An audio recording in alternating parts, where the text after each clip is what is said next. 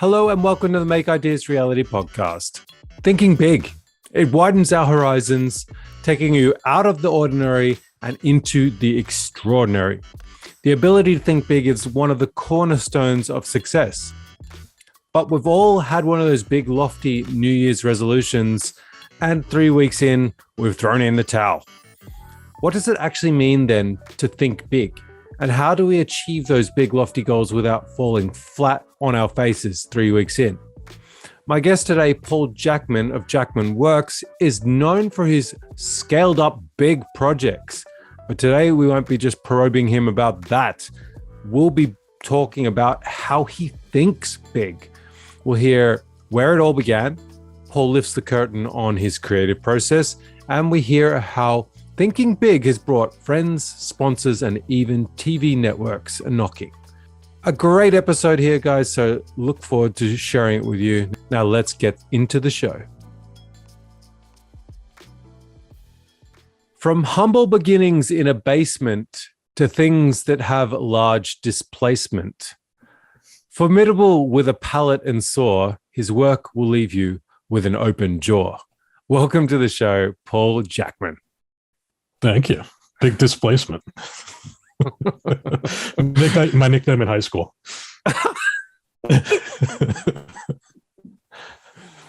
I'm sure that's not your nickname still, surely. No.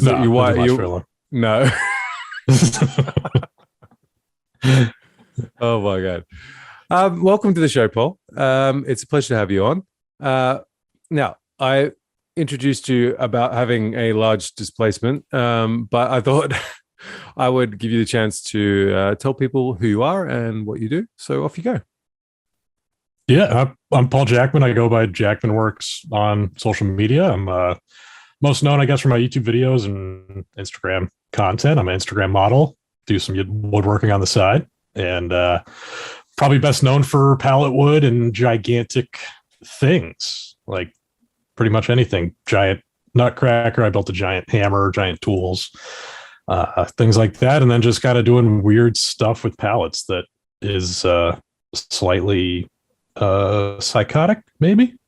I don't know if that's the best word. Questionable. I would say questionable. Well, I mean, it could be psychotic, especially with all those comments about, poisonous, shot glasses and shit. Yeah. Oh my God. But I mean, how long have you been doing this for now? It's been a couple of years. Yeah. I mean, I guess I started at a vocational high school when I was a teenager, like officially, 2006 or so. So what's that, 15-ish years? 16. Math. Yeah, for 16 now with we're 2022 now. So yeah. And then I've been doing it full time for 5 or 6 years, I think.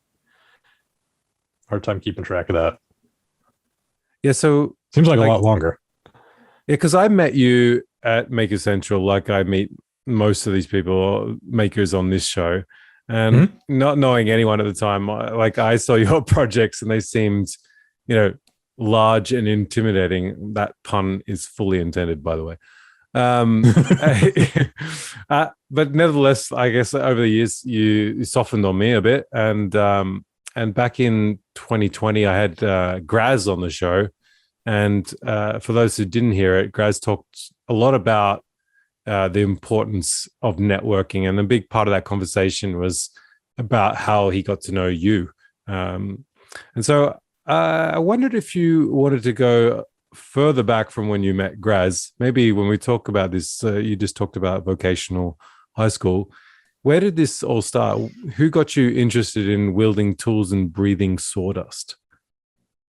Yeah, I mean, I always liked fiddling and making stuff. Like I'd done a little bit of woodworking with my dad before the vocational high school, and then when we moved here to Massachusetts, I was in middle school and I found out the Voc Tech was a thing. I was like, that's the coolest thing ever. It's set up so every other week you're in a shop class for the full week. the opposite weeks you're in regular academic classes, just like a regular high school where you're doing whatever English and history and science and that type of stuff. So when I found out that was a thing, I was like, I don't know what I'm going to do there, but I'm going to that school. So 4 years later, I went there, and they have the first half of your first year there, you take every single shop class. So you spend one day in every shop. So I had to do, culinary, I had to do plumbing, electrical, I had to do cosmetology. Like I got my nails painted, did all that. That's awesome. And then you pick a few shops that you do a full week in. And I did carpentry. There was like engineering one. And then it was just the carpentry class. I just really dug, and I was like, this is cool. You could just do whatever you want out of wood. Like, it's just, the possibilities of it seemed really cool. And it's like a broad program too, is you do woodworking, like fine furniture making, and also remodeling and like house framing. So it kind of covers the whole range of what you would think of as carpentry. Yeah. And I frothed off the idea of working in workshop all the time. I went to a pretty standard high school, but I also loved woodworking. But we only had a choice. Like, if I had the choice, I would have probably taken metalwork, woodwork, some sort of possibly like upholstery as well, on top of design and art. Like those, like I pretty much would have filled my plate with just hands-on sort of subjects. So vocational high school sounds like freaking awesome deal. It's the best. It's the coolest thing. And you get to like concentrate on something for 4 years. So you come out from high school, like you could be hired by anybody really in the field. Like, you already have the knowledge, especially if you take advantage of it. And like my junior, senior year, they have a co-op program where you go out and work during your shop weeks. You get paid for it. So you get experience in the field, and you're getting paid 40 hours every other week. It's like too good to be true. Do they still have them in Massachusetts there? Yeah, it's in Massachusetts. There seems to be a decent vocational program. It depends on where you are, what state you're in. But around Massachusetts, it's pretty good. Yeah, because you get a choice to go to regular high school or Voc Tech, and now there's like so much demand for the Voc Tech that there's a waiting list. So it used to be the place where they would send all like the kind of underachiever type of kids that they just wanted to get out of the regular high school and just get rid of them and, get them to graduate barely. And now it's like actually in demand that people want to go there, which is kind of funny. I think I feel like the education system's turning now. We're like, we're slowly turning away from the whole idea of like college and university and looking at like, you don't just have to do that, especially in this modern age where everything's on the internet. Jesus. I mean, why do you need to go to like university and pay like hundreds of thousands of dollars worth of, university debt just to have a degree which you'd never end up using like in your whole entire life? Like, I just don't understand that. You're better off just throwing 100,000 K on a party, just party, right? Or spend that like fitting out a wood shop instead, and then you at least have tools. Yeah, 100%. It was funny because I ended up going to college. I got an engineering degree because I graduated in 2009, and there was like very little work. So I was like, I guess I'll go to college. I didn't want to, but I was like, whatever. I got some scholarships, and I didn't have to go too much in debt. And it's funny because I took like some calculus classes and stuff, and the teachers for that particular class, which just we didn't jive very well. But MIT has all of their calculus classes online for free.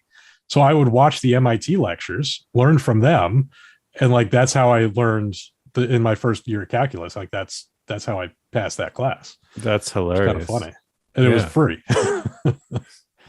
Oh my god! So so you went from you went to college, got got a degree, and then what happened? How did you end up where you are now? Yeah, so I went to school at Syracuse in New York, and then got a job just outside of Boston with a construction company. So I worked in the office as an estimator. So they liked hiring engineers because they're numbers people. And that was good. I enjoyed it. I had a really good boss and did that for 3 years. And 3 years later, my wife decided to join the Coast Guard. It's something that she kind of always kind of wanted to do. And I was kind of getting to a point where I was like, I'm fine moving on from this company if that's what you want to do. So she joined the Coast Guard. So I had to quit my job because we had to move. And we moved to Rhode Island. And when we did that, I was like, I don't know, maybe I'll try this woodworking thing full time. And like the YouTube was kind of starting to show some traction. And that's kind of how I started doing this. Like when I did start doing it full time, I had no business doing it. Like my channel was not big enough, but it was just the right opportunity at the right time. And I was like, we'll try this for a year and see what works. And I'm still doing it. That's amazing, really, if you think about it. Yeah. Because a lot of people would be deterred from that. Like, my channel's not big enough. I've said it myself. My channel's not big enough to do this full time. So I'm not going to do it full time.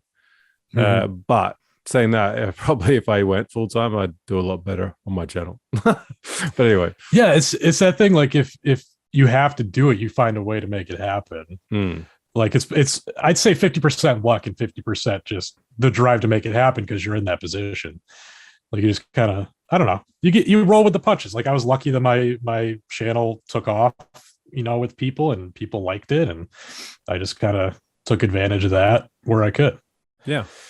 Like it's not guaranteed that that's going to happen, but if you try, it might.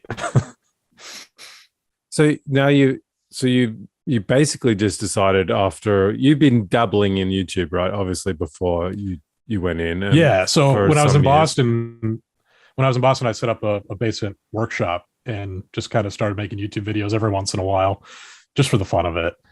And I don't know, it's just a fun thing to learn to make videos. And then that got some traction. So when I moved, I was able to kind of take that to the next level.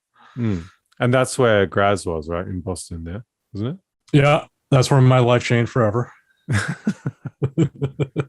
It's funny if people haven't heard the story. It's we lived in a duplex, so I lived downstairs. Graz moved in after I was there for maybe a year and a half, and him and his wife moved upstairs, and we just kind of started talking. He saw the wood shop in the basement because the laundry machines were down there, and he was like washing laundry, kind of looking over. He's like, "Yeah, what's going on over there?" And I was like, "It's a wood shop. If you want to play with the tools, go ahead."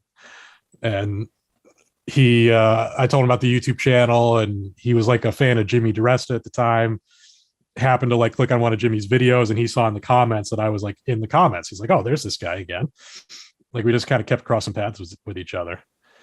And when I moved out 3 years later, he took over the basement because I took all my tools with me, and he kind of piecemeal put the shop back together and started making videos from that basement. Actually, yeah, I've seen the originals.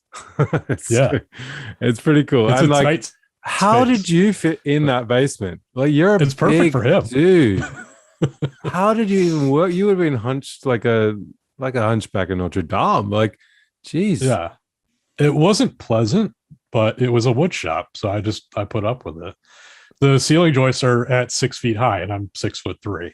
So I had the tools kind of set up so I could stand between the floor joists and still work. But every time I was moving around, I had to duck around and not make sure my head's on any pipes.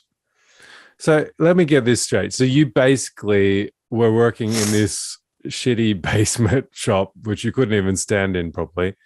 And you then decided from that making YouTube videos in this crazy basement workshop that you then just go full time. I think that's a pretty That's why I say like I had no business doing it. But doesn't that show that you don't need like a fancy, setup to get started? Like, it's true. Yeah, I mean, the best way to learn too is just by doing it, right? And how many people make those excuses? Like, oh, I don't have the right workshop. Oh, I'm going to build a shop, in my yard in the summer, and then they never end up doing that. And yeah. I've talked to people in person, and they're like, I want to start a YouTube channel. I just got to get the camera gear and get set up. I want to get this camera and this tripod, and they're like, they have this checklist that they're going through. And I was like, why? Why? Like, look in your pocket. You got a camera right there. 100%. Just start shooting, start editing. They're like, what editing software do you use? And it's like, doesn't matter. it all does the same stuff, really. Yeah, I Like mean, just start editing and you figure it out. I use my phone around 50% of the time for Mm-hmm. my shots. So, and my normal camera is not a good camera at all, but it does the Yeah. job. So, I mean, yeah, you don't need no 4K, nothing. Although phones usually shoot better these days than most of the stuff you buy, Yeah, the it's expensive impressive. cameras anyway. So, Yeah. yeah. Yeah, because I started with my phone, and then at a certain point I was like, I'll buy a camera because I just wanted a DSLR camera. So I bought like a $500 just cheap kit camera with a couple lenses. Mm, And then, from there I bought a nicer camera, but it's all in steps. You kind of start at one place and you grow. right. So you don't have to Exactly. start, buying a $2,000 camera and lens kit and all that stuff and a $500 tripod. Like you can take steps to get there. Well, I think that is pretty key to thinking big too, right? Because if you're if you think about the bigger goal, you just like everyone, just like the guys that are like, oh yeah, I'm going to get the right gear first, right? Mm-hmm. They start getting crowded with this idea of all this stuff that needs to be done before they can achieve this big goal. Whereas if you Right. just go right, oh, okay, I've got a phone and I can take a video, or I've got a computer and I can download some editing software. Or, I have a chisel. It's not the best chisel in the world, but Mm-hmm. it works. So and just start, right? How many Yeah. times have we said it? And I've said it 1,000 times on this podcast about just starting, just getting going with what you have. Like, Yeah. I think that's valuable. Yeah. And I try not to, I don't know if it's a good thing or a bad thing. I try not to think big picture too much just because it's so overwhelming. And I don't know, it just gives me anxiety.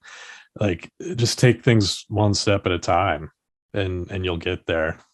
Like the Yeah, big projects, it's the same thing. Like it's like, how am I going to build a giant 6 foot tall Pez dispenser? I don't know. I'll start with the base of it. Like I want the boot to be this big that's going on top of it, and kind of you get there eventually. yeah. I mean, I think that's kind of where I wanted to go with this podcast because we're talking about thinking big, and you know, thinking big is super intimidating, like to Mm-hmm. try and look at something, whether it's a goal or a project or whatever it is, like it's super intimidating to look at something. But if you start taking those bite-sized pieces off it and just taking a bit at a time, like before you know it, the thing's finished and you're like, how did I get here? So I think that's part of thinking big, like you have a goal, and that is to make a 6 foot tall nutcracker, for example, Mm-hmm. or a giant hammer, and you're like, okay, well that's the goal, but how do I start that? Where do I start? Like, all right, okay, I need to start milling up some wood, to get that. I just need to laminate some wood together and see how that goes. And Right. the ball just rolls, Right. And right? especially when you don't have like a giant commercial workshop, it's like, I don't really know how I'm going to like cut this piece, but it's like, let's get the first step done, get to that step, and then we can figure out how we're going to cut it. Like, you'll find a way to do it if you kind of set yourself up for it. Mm.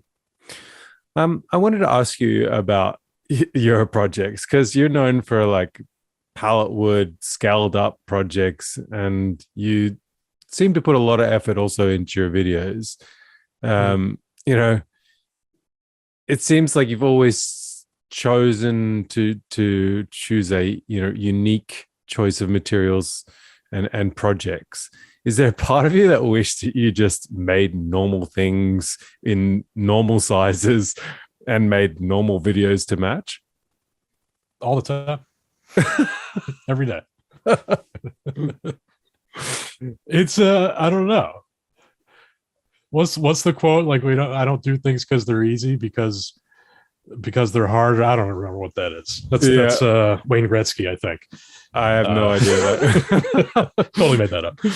Uh, but yeah, I don't know. It's like, if you do, I would like to do normal stuff because it would be easier, but also no, because then that would just be boring. I don't know. Maybe it's because I started so early with the Voctech. Like I came out of that with an education, and I could like build a cabinet or build a coffee table or whatever. And like I don't know if I just did that over and over again, it just seems so boring to me. So just gotta just naturally evolved from that, I think.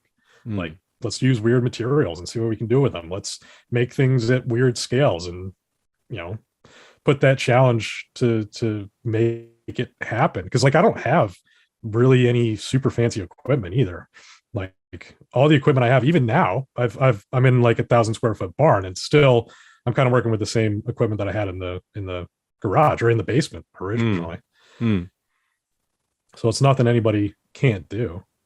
And I don't know, just the process is interesting to me, kind of figuring out how to make stuff. Like the giant tools, like they're at the scale that they're at for a reason. Like there's a utility knife is like 6 inches long because that's how big it's supposed to be to be practical to work. And like engineering that to be 3-4 times the size is kind of, I don't know, it's a little nonsensical because it's not supposed to be that big. So you got to figure out how to make it that big and how to make it work at that scale and from a different material too. Like making a wooden knife that was metal and was a third the size. I don't know, it's kind of fun because there's no reason to do it, but kind of there is too. Yeah, I mean, I think, do you feel like that challenge aspect just keeps it more engaging and therefore like long term, enjoyable for you? Because I can imagine like you end up doing a couple of small projects and you're just like, you know what, that was just kind of crap and boring, and that really didn't challenge me. So you know what, there's a little bit like what I'm doing right now. I'm trying to make a snow plow from an old hot water tank. Nice. And I don't know what I'm doing. I've got no idea how I'm going to do this. I had this idea that basically I could just cut the thing in half longwise and then just bolt it to the back of my car and then off we go. That's not going to be as easy as that. There's going to be a lot of engineering in this. Now, a lot of people would probably look at me and go, well, why don't you just buy a freaking snowblower and, just cruise around with that and have fun with that? Because which is missing the point, really. Yeah, I mean, here's the thing: like that snowblower is going to cost quite a bit of money, but I'm probably going to use, if I think about it, much more money in hours of my time to develop this snowplow to go on the back of my car, which may not even work. But the joy I get of trying stuff and working it out, the head banging against my cupboards when I fuck something up. I mean, it's all part of it, and I enjoy it. Mm-hmm. Do you think a lot of times it's not you? about? Yeah, it's not about going from like point A to point B, where point A is I don't have a snowplow, point B is I have a snowplow. Yeah, like it's the things between point A and point B. Sometimes it is better just go buy something, but a lot of times that's not. I don't know. That's not your goal. Like I get comments a lot of times like, why don't you just buy that? It's like, no, that's not why I'm doing it though. Like they confuse their goals with my goals. And it's like, no, we're different people. We want different things. And I don't know. It's about the journey. Yeah, I mean, you have to do your own journey, right? And then you can't live someone else's. Mm-hmm. I wanted to bring it to the next question. I've heard you talk about pallet wood and advertising, and you thought there was more to those things. And I firstly wanted to see if you could explain that to us. Sure. That's a weird way of asking that question, but you said there is more to this in one of previous podcasts I heard you on. And I was wondering if you could explain that. Yeah, I guess, I don't know, similar to what we were saying before, like people are just like, you can buy lumber, right? It's like, no, I've never been to Home Depot before. Thanks. It's like, yeah, of course you can. But sometimes it's not about that. Like the pallet wood, like, I don't know, it starts out for a lot of people as like a money thing because it's free. Like you go find pallets on the side of the road or whatever, and they're free. You got to take them apart. You got to invest your time instead of investing your money in the lumber. It's the value of your time to take it apart, clean it up, take the nails out, do all that stuff. Yeah. And I don't know, I guess that's kind of why it started for me, but also it's just was an interesting material. People look at it as trash. Like that's really kind of what it is for most people. Like that's why I can get them. They're so plentiful for free because people don't want them. But like, I don't know. I just started digging around the pallets and found like all these cool hardwood pallets. I was like, wait, these aren't just pine. Like they're not just the soft wood that you can't do, fancy stuff with. Like I'm getting like that skateboard hanging up behind me. There's a piece of walnut that came from a pallet. Like there's walnut, there's cherry, oak. Like I get every species you can think of. Like you got to dig around for the good ones, but it's there and it's free. So, I saw people making like pallet walls and coffee tables and stuff. And I was like, that's cool. I liked it. But I felt like people weren't taking advantage of the material fully. Like they were making it look like kind of a rustic barn, which is a cool aesthetic, like if that's what you want, but also like there's beautiful wood under that too. So you should take advantage of that. Like it's kind of an extension of the material that I didn't see people really taking advantage of. Yeah. So I don't know if people appreciate that or not. Well, I mean, you've made a living out of it so far, so there's enough people appreciating it. So. Yeah. I don't know how long that'll last, but I feel like people see the thumbnails and they're like, "That's not pallet wood," and then they watch the beginning video. It's like, "Oh, okay, never mind." Yeah, not clickbait.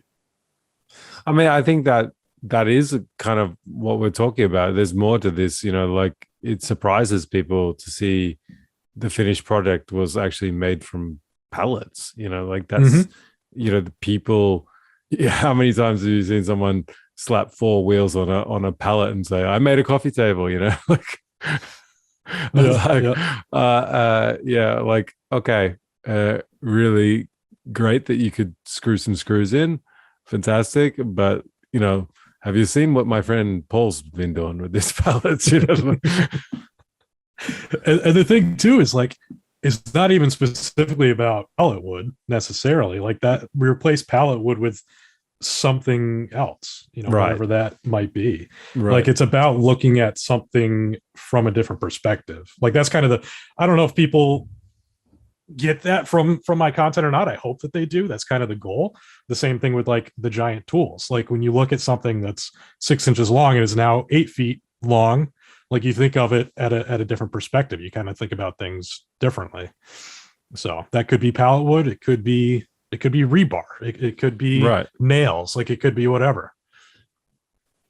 Yeah, because you see a lot of people that do like those sculptures, with like old bike parts and like gears and cogs and chains and stuff from motorbikes and things like that, or car parts and things like that, bearings. And the stuff they come up with, it's just amazing. But you still see that it's, parts, Right. Whereas what you're doing is kind of like completely transforming the wood back into its, kind of original lumber state, despite the fact that you're laminating it often together. And then, and then it doesn't look like a pallet at all. Like if you didn't show people that you laminated it all together and it was pallets, I don't think a lot of people would realize it's pallet wood. So I think that's a great way to look at things, seeing the potential in things. There's always something you can take a little bit further. Do you think you've done that with your advertisements? I've seen a couple of the ways you sort of put them in as they're not like so abrasive or like, come play World of Tanks, like where other YouTubers have done. I've seen a lot. You've taken a different approach. Do you want to talk about that? Yeah, I don't know. I'm very picky, very selective about, who I partner with and how I partner with them. And I don't know, like I'm very proud. I don't think I've ever done a mid-roll ad in any of my videos. Nothing against anybody that does. Like I understand why people do that, but I feel like, I don't know, I feel like there's a better way to do things, because then you feel like they're just like a commercial break in the middle of the video. It breaks up the flow like for me, it ruins the video. Like I view the video as like its own piece of art, as pretentious as that might sound. But like that's my goal is I want the video to be like a valuable, like sexy thing that these people are watching. And like if imagine if you're in the middle of like, I don't know, some cinematic movie, and then all of a sudden it's like, hey, buy Coca-Cola. That like completely brings you out of the movie. That's like, so why should true. we do that in YouTube videos? So I don't know. Yeah. Everybody I've partnered with, like it's still obvious advertising. Like I show the logos and everything, but Yeah. it doesn't take away from the flow of the video either, really. So it's kind of incorporated into the whole video. So that's kind of how I try to pitch it to companies. It's like, hey, I'm not going to do a minute ad read in the middle of the video, but you get a 10-minute video where your product shows up, whatever, a half a dozen times. So you're not getting a minute ad read, you're getting a 10-minute ad read. Yeah. Well, I think that you bring up a good point. Like no one in a movie loves getting pitched to. Like you're ingrained in the story of the movie, right? And then to have some guy stop you in the middle and go, buy Coke at the candy bar right now. Like people are just going to go, fuck off. So I feel it's a little bit the same. You and I, and probably everyone listening has done this. When someone starts, talking about, whatever they're scripted to say, you just jump over. Because I know it's just going to be a 5-minute or 3-minute grab of just advertising. So I don't need to watch that because I'm here for the content. But if the advertisement is part of the show, I think you won't skip that for one, because it's part of the show. And you subliminally are, standing in the store. I'm like, why am I standing here buying Carolina boots? I don't understand. Right. Yeah. It almost seems manipulative when you put it that way. It's like, you can't skip my ads. Stuck it. No, exactly. Yeah. I don't know. It's just another way to think about things differently. Like, I don't know. You see everybody go in one direction, at least think about what's off to the other side. Like turn your head and see what's over there.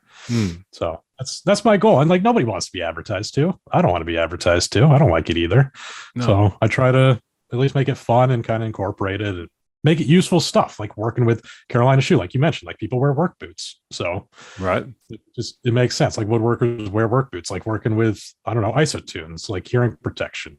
Like it's stuff that people want to know about, really. I'm not pitching like a video game phone app or anything like that. At least not yet. Unless I can find a way to incorporate that where I still feel good about myself afterwards. Well, I mean, I'm sure you can find a creative way to bring it in if you really needed to. That's your style that you'd like. And I feel like that's eventually what I will do too. If I get the chance to have some sort of sponsorship in the future, that's pretty much what I'm going to try and do is, incorporate it into the video or, God forbid, podcast, if that ever happens. And it'll be something where you don't feel like you just got, broken out of your dream zone where you were entrenched in what you're viewing. So I like it, really like it a lot.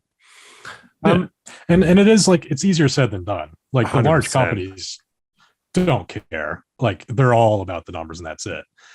And I don't know. It's very difficult to convince them to not go after what, like they hire like ad agencies. Like you're not talking when you're working with, I don't know, I'm trying to think of a big company. Like I did a couple Instagram ads with Ram trucks, and I was surprised that I was able to get away with what I was able to get away with, because like they hire an ad agency and they're like, I don't know, here's $50,000, get as many possible views as you can, and then they go out, kind of sprinkle the money across whatever 100 different people, whatever it works out to, and they figure out the rates for everybody and kind of pick everybody. And then there's usually like kind of a spec sheet that you have to hit, and it's like, this is what we want to hear them say. Like all the marketing people at the big company, they've already had weeks of meetings about this and figure out exactly what's going to optimize every single view. So it's easier said than done. Like, you really got to convince them that what they think is going to work isn't going to work, or at least not work as good as they think it will. But like the Ram trucks thing, like I did a couple of Photoshop photos on Instagram. Like there was one where I had a stack of pallets in the bed of the truck, like vertical, and then I Photoshopped like 3 layers of that. And I was like, oh, they're going to be like, you can't do that because that's a safety thing. Like we can't try to show people they can carry 100 pallets in the back of this truck because they can't. But I told him, I was like, it's obviously Photoshopped. If you want me to put in the caption to say, don't try this at home or something like that, I'll do it. And it's surprisingly, they're just like, yeah, it's funny. We like it. And to this day, that's my most liked Instagram post ever. That's hilarious. And it's a ad. It's a sponsored post. Stop clicking like people. You're getting sold to. There's someone driving around in a Ram truck right now going, what the heck? Yeah. It's like, oh, you got me. I thought I could carry 100 pallets in the back of this thing. Yeah. All right. Well, I mean, I want to talk a little bit more about the in-depth creativity side of things. So I wanted to pull back the curtain of your creative process because, let's face it, building large projects is kind of intimidating. And I kind of wanted to give you a bit of a scenario here. So you're standing around, you got no project ideas in your head. What does your creative process look like? Where do you get inspiration, and how do you take that idea when you get it to reality? It's a hard question to answer because I don't know, inspiration doesn't come from one single place, I guess. It's just a lot of just input turning into ideas, like looking at other people's Instagram posts, looking at random photos online, like, I don't know, walking around outside and looking at weird shapes of trees or whatever, like just a lot of input. And if you're actively trying to think about things differently and like what things could turn into other things, like I feel like it just happens. It's not a very good answer though. Well, I mean, there's a book called The Creative Curve. Have you read it? No. It's really worth reading. It's basically tells you how to super hack creativity. And it's and he basically says, out of like creative geniuses, those people that just keep on coming up with amazing ideas, are consuming around 40% of their day that they're awake. So they consume, content in whatever form it is, whether it's, digital form, pictures, video, whatever.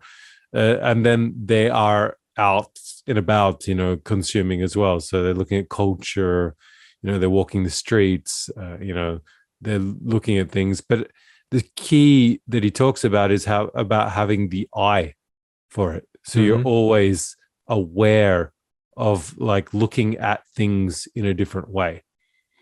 So, you're going around, you're not necessarily like going around looking for inspiration, but you're going around looking at things and going, interesting. I like that. I like the shape of that, banister, head here, because that's different. I've never seen it like that before. And so it's about actively looking at stuff rather than being like disengaged and just going about your day. Yeah, I mean, Andy Berkey talked about when he was on this podcast way back.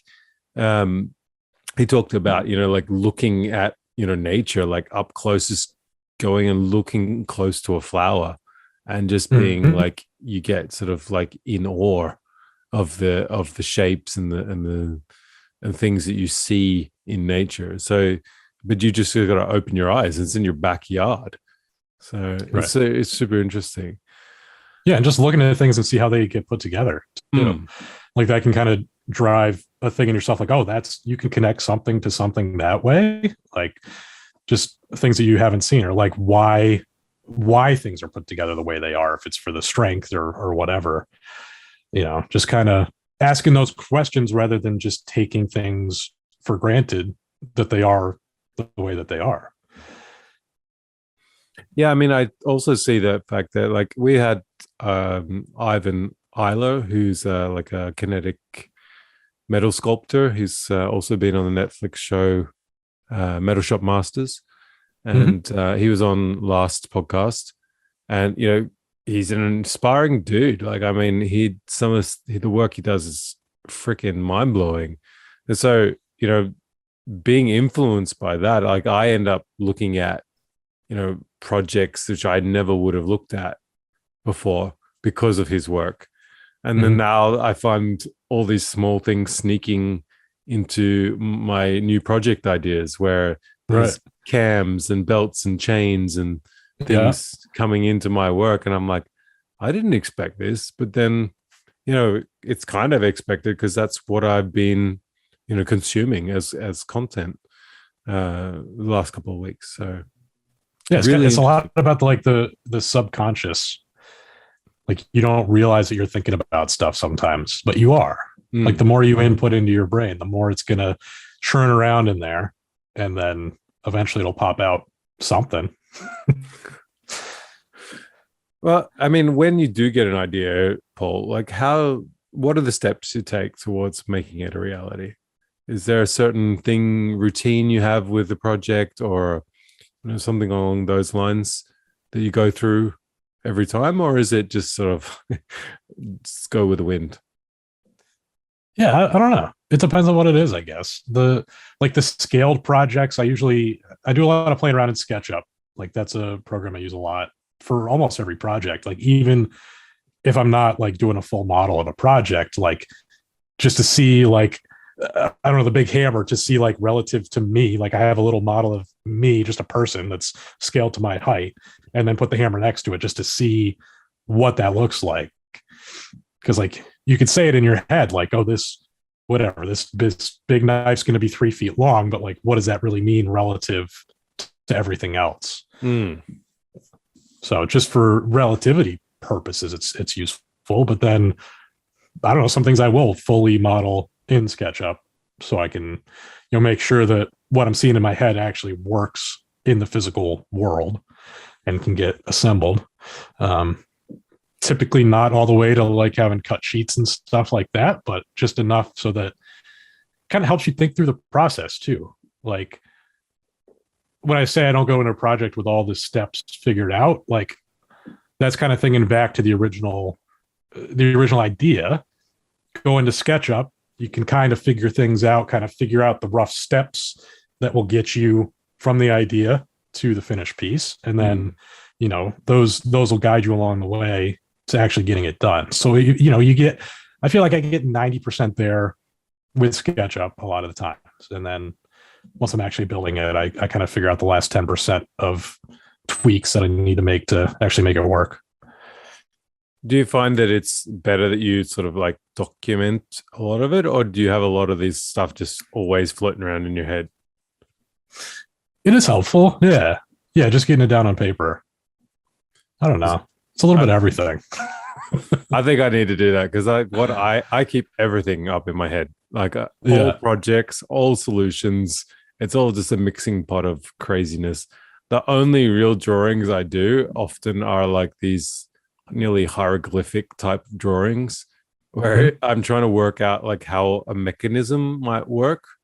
So like I kind of just draw like this line with some pivot points and like, just see in my head if it would work, if it would spin or do that or something would, you know, catch or something along those lines. But anyone looking at that bit of paper would not understand what the hell I'm building. Right.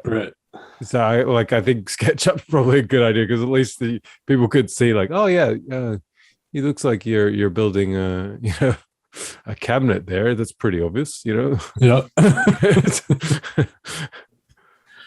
It's useful too because you can go back to it and kind of you can modify it. Um, like for the sketch, you draw it down and it is what it is. But Hmm. on SketchUp, you can draw a part, and then if you need to stretch it one way, stretch it the other way, you can do that until it works. Yeah, and then once you've got I guess the sketch down, like what's the next process of actually physically making something? Is it just experimenting, or do you generally have a pretty set idea of how it was going to go? Yeah, it depends on the project. Sometimes I'll do like a sample piece to make sure that it's going to go the way I think it will before I dig into the actual material I'm going to use. Just trying to think of a good example, like the giant hand that I made. I did a couple of iterations of just one finger. So I made two hands, so there's 10 fingers. And I did one iteration of a single finger until I could figure out the mechanism that was going to make it so it can collapse and then straighten on its own. So I think I have a photo of that somewhere where I have each of the fingers as I built it, because I did one. I was like, maybe this will work. Let's see. And then I was like, no, I could do better. And then I kind of moved some lines around and stuff and cut another one. And lucky that was cut on the CNC, so that was easy to iterate to get to the finger that worked. But yeah, I don't know. Eventually you get there. Sometimes it's you just got to go right into the project, jump right into the project and just start. You don't really have a good way to make a sample of something. So you just got to do it. Just trust yourself. Take it slow and kind of think about every step so you don't screw up like $1,000 piece of wood or whatever. Yeah. Or one that you just spent, quite a few hours disassembling from pallets and gluing together. Yeah. Like I just today I was working on the giant pen suspension, which I started 2-3 months ago. Yeah. And it's just been getting dragged out because of other projects. And also like I spent so much time carving that boot, and then I like epoxied it with craft paper and stuff. And there's a lot of time into the boot. And today I was drilling out to put eyelets in it. So this boot that's taken me, I don't know, a week's worth of work, maybe 2 weeks worth of work, I'm drilling holes in now. And it's like, I want to just take my time and make sure that I'm thinking this through before I start drilling holes in that. Yeah. I think it's for me, definitely 100% just experimenting is what I do. That generally is ending up in tears at some point, or pain. I'm pretty sure my neighbors think I'm like a wife abuser because there's screaming going on from the garage, and they're like, "What's going on here?" You shouldn't hit your wife. Go on, Paul. I don't understand why my neighbors think that. I know I hit my wife, but I don't know why they think that. My wife is the best. She doesn't. She doesn't bruise that easily.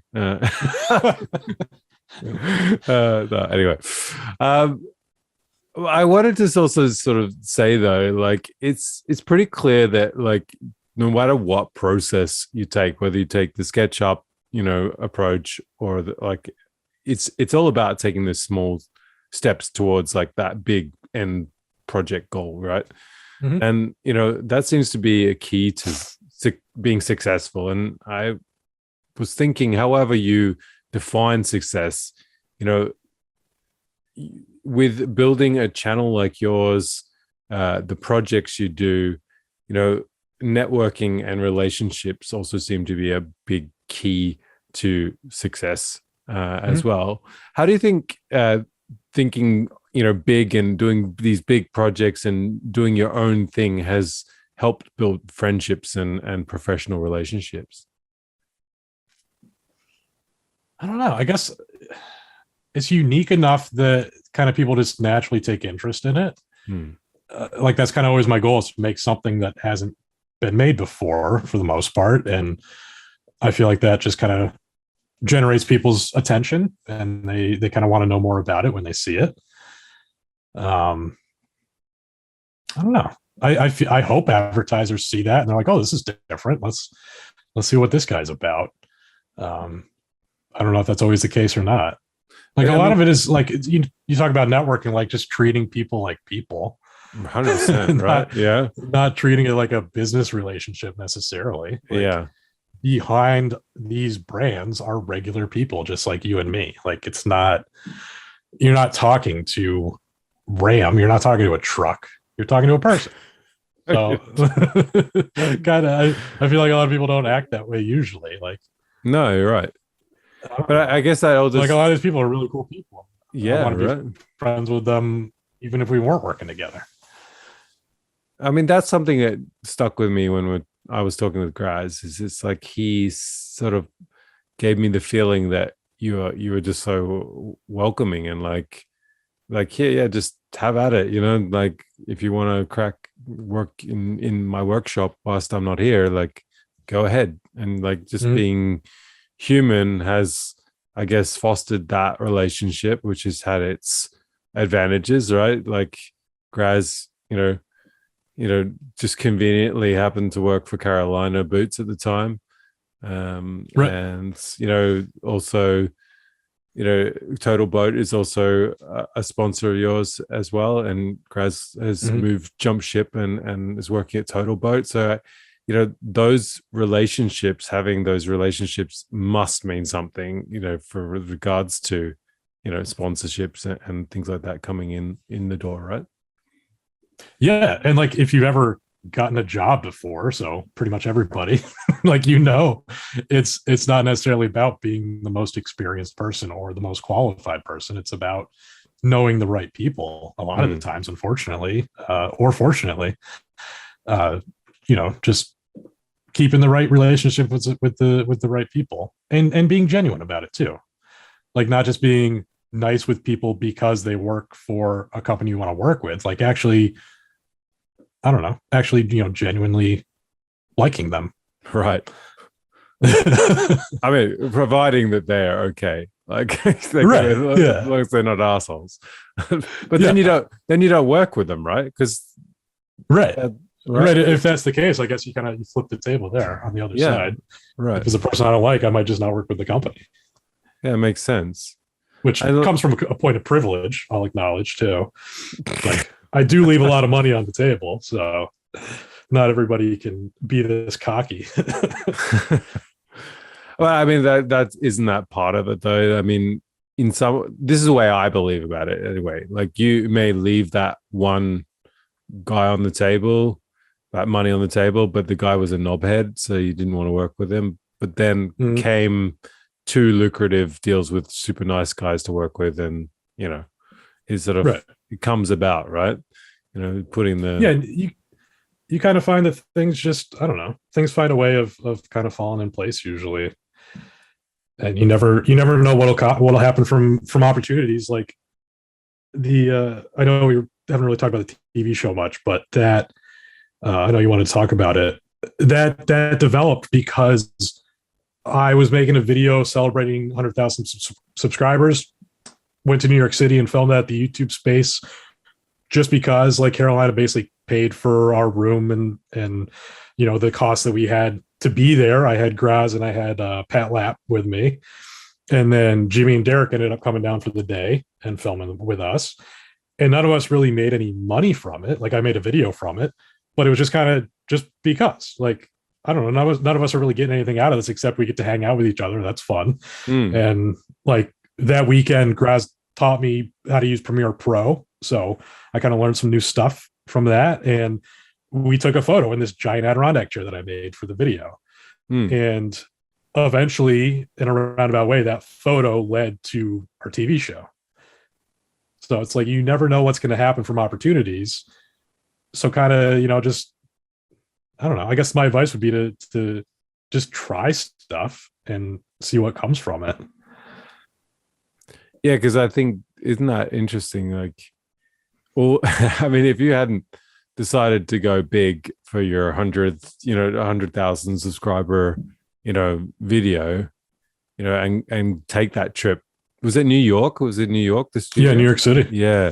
So like you had Yeah. to go all the way to New York, and you had to, film and make everything there, and you brought Graz along with you.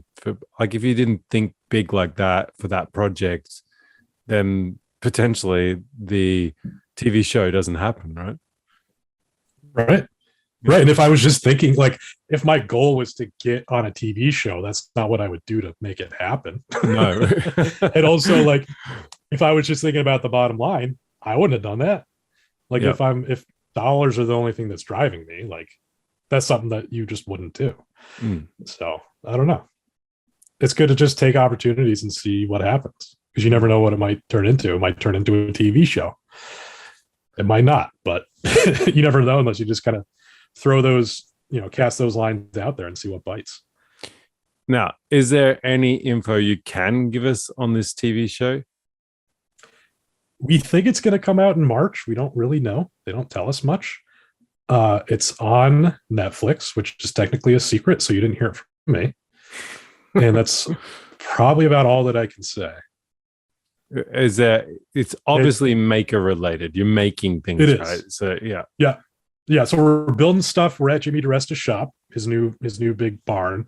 It's me, Graz, Pat Lapp, Derek from Malden, and Jimmy DeResta. You can't just say Derek; it's got to be Derek from Malden, right?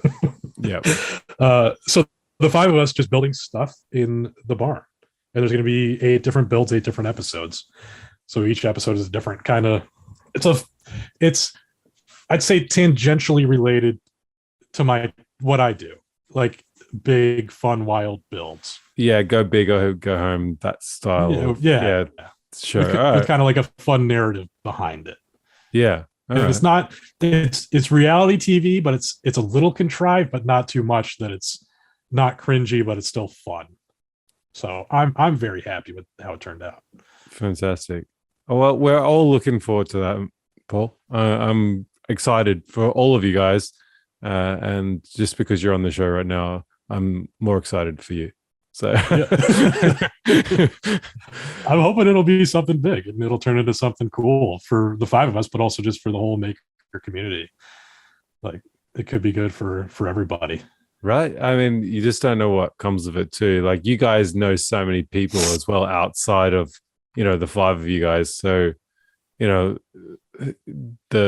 tentacles of the being on the TV show can, spread and have influence on so many more people. So it's super, super exciting. Yeah. Because we're just a bunch of like internet nobodies, but if we get enough attention, maybe other people want to work with other internet nobodies. I wanted to get on with the rapid fire 5, but before I do that, I need to thank all my patrons for your support. It's again not taken for granted, people. Big shout out to my top tier heroes: Dean Suhus, Sylvester Arneson, Andreas Volman, and Ryan Wilson. And a big thank you to new patron Jürgen Merku, I think is this how you say his name, from Austria. I also have no idea, so it could be. Thank you for supporting the show, the podcast, and of course my YouTube channel, Garage Avenger. Much appreciated. If you want to support the show, head over to patreon.com. There is a link in the show notes. Now, rapid fire 5. Here we go, Paul. What's something people get wrong about you? I think it was at Maker Central, probably the day I met you. Somebody came up to me and they're like, "You're a lot more friendly than I expected." It's like, I don't know quite how to take that, but I guess that's a good thing. Like, I feel like on my channel and stuff, I play a bit of a character that might come off a little rough around the edges. So I can understand that. So you're not as grumpy as you seem. Yeah. Or maybe I'm an opposing person. I'm a big guy. So just when you see me, you might expect differently, I guess. I don't know. You'll have to ask that person. I don't remember who said that, but we'll have to figure that out. What did you mean? What did you mean when you said that? Yeah. I'll get them on the podcast. Yeah, I'll beat you up if you don't tell me. What is something you like doing that has nothing to do with making? Honestly, not much. Like, everything that I do kind of eventually evolves into the making or like the content creation space. Yeah, I wish I had a good answer for that. I really don't. I don't think you're alone there, because I've asked that question to most makers, and they're kind of like the same. They just live and breathe it. So, especially if they're content creators, it's kind of like a lifestyle. So yeah, I get that. Yeah. What's the best piece of advice you've ever been given? I mean, very related to everything we've been talking about. There's a quote that I really like, and it's things work out best for the people that make the best out of the way things work out. Right. It's a little dense, but like go with the flow is kind of what that means, but a little bit, I don't know, more complicated version of that. No, I think it's all a lot to do with like being positive too, right? Like if you get down and out about something, the way something ended up going, like it's gonna come back on you, and if you're able to look at things like more positively, you can't feel bad about something going maybe not according to plan. In fact, it could be seen as a good thing that didn't go according to plan, because then this happened, and then so I like it. Right.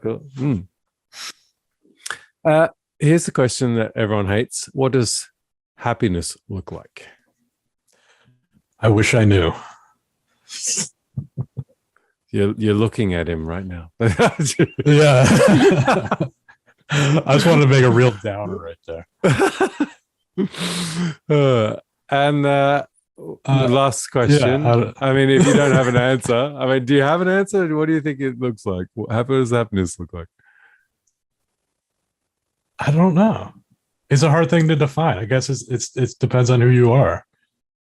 I've gotten all sorts of different answers on this podcast. Everything from just being able to sit on a park bench and just look at the world with no phone in front of you, to like being in my workshop, and just working away, to being on a tropical island and sipping mojitos. Like it's a lot of people have different ideas of what it looks like to be happy.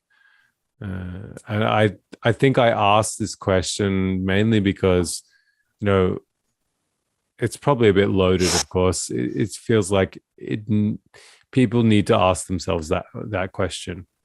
Because I think there's a lot of people moping around about things, and life should be something to be celebrated. Like, we're alive. Like, I woke up this morning. My family's not dead. Like, my children are healthy. Like, what is there to cry about realistically? So, I try to remind myself of that every day. Like, so many people want to be doing what I'm doing for a living. So when I get down on whatever, it's like, it's hard to justify if you're sad or upset about something. It's like, so many people want to be in my shoes because they're Carolina boots. This podcast is brought to you by Carolina boots. I love it. That was not intentional. You can hook me up. Hook me up with a new sponsor. That's all good. Talk about naturally integrating sponsors. Happiness is like digging through a pile of pallets that are covered in dirt and look like garbage, and then you see a piece that looks like mahogany or something. Oh, I love that. I do. And it's like, that shouldn't be there. Yeah, but I'm stealing this now. And the last question: who should be the next guest on the podcast? I don't know if he'll do, but I would recommend Pat Lapp, my Canadian friend, who's also from my TV show. Yes, I've had a conversation with Pat, so we not a podcast conversation, but a conversation about coming on the show. So possibly later on in the year, he will be on the show. All right. So tell Pat that I said that he has to be on the podcast. I'm sure he's listening to this now, and then he's just heard it now. So suck it, Pat. You're on the show. Yeah, suck it. You have no choice. That was similar to something I did with Graz. I was on the Reclaimed Audio podcast with Tim Sway and those guys. Yeah. And I was just a guest, and they asked me for recommendation at the end of the episode. They do like a video recommendation. And I was like, well, Graz has a video. He's putting out his first video, so you have to go watch it. And he hadn't put out the video yet. Yeah. So I recorded that episode, and I was like, hey, Graz, I said on Reclaimed Audio, you're putting out a video. So he's like, oh. And then Forrest put out his first YouTube video. Oh, awesome. Well, thanks, Paul. Thanks for coming on the show. It's been an absolute pleasure. I was wondering if you might be able to, before you go, tell people where they can find you if they don't already know. Subscribe to my OnlyFans, onlyfans.com/JackmanWorks. And you can find all my other links from there. Awesome. I will put your OnlyFans link in the show notes. JackmanWorks.com. Yeah. I'll like bracket it OnlyFans. So yeah. Awesome. I wanted to leave this podcast with a quote from Tony Robbins. He says, "Most people overestimate what they can accomplish in a year and underestimate what they can achieve in a decade." And I want you guys to think about that. You know, if you're thinking big, then you need to have the patience. Otherwise, you're selling yourself a little short. Thinking big means being able to dream and visualize what you can achieve, like on a big audacious scale, such as, you know, a big hammer or nutcracker. But, you know, being open-minded and positive and seeing the opportunities in the long term and the bigger picture. And I want to encourage you guys to think about putting this thinking into effect and take action on the small things first. And, you know, at the same time, put no limits on your goals. You know, try a big project that's going to take you a lot of time and dream big. And remember, though, those little steps are what counts. So find your passion, drive, and energy and go take the time to go make your ideas reality. I'm Justin White. Thank you for listening. Until next time, keep pushing yourself, keep ballsing up things, keep learning, get inspired, and I'll catch you on the flip side. All right, we're done.